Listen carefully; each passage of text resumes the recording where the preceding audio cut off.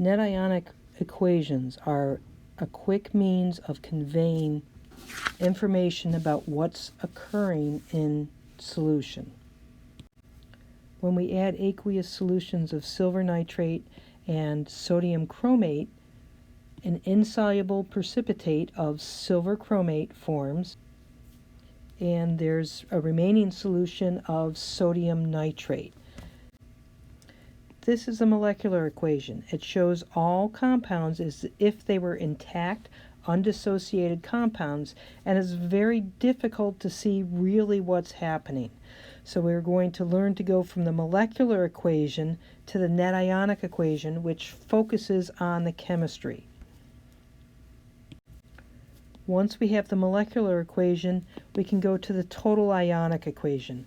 That shows all the soluble ionic compounds as ions. And this gives the most accurate information about everything that's in the reactant solution and in the product solution. But as we see, it becomes very crowded. It becomes so crowded, in fact, that I'm going to omit the phases just so things are a little bit easier to see. Silver nitrate is soluble. It exists as ions in solution. In order for our molecular equation to balance, we needed 2 silver nitrate. So when we write our ions, we want to indicate that there's 2 silver plus ions and 2 nitrate ions.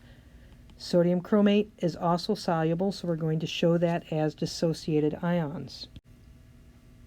In contrast, silver chromate exists as a solid. It does not exist as dissociated ions, so that's how we're going to express it in the total ionic equation. Note the difference. These are soluble ionic compounds. They exist as ions in solution. This is a solid. It exists as a solid, so that's how we're going to express it. Our sodium nitrate, soluble ionic, is going to be shown as dissociated ions. So I think you see here what I mean by things being crowded. We want to be able to focus on the chemistry that is actually occurring. To do that, we identify and eliminate what we call spectator ions, those ions that are not involved in the actual chemical change. They are identified because they're exactly the same in the reactants as they are in the products. For example, sodium plus ion, sodium plus ion. There's no change. It's exactly the same in the reactants as it is in the products. The other spectator ion is the nitrate ion. Everything's exactly the same in the reactants as it is in the products. Our spectator ions are sodium plus and the nitrate ion. We obtain our net ionic equation by rewriting everything except we omit the spectator ions. The result is our net ionic equation. It very concisely expresses exactly the chemistry that's occurring in solution. By eliminating the spectator ions, the net ionic equation shows only the actual chemical change.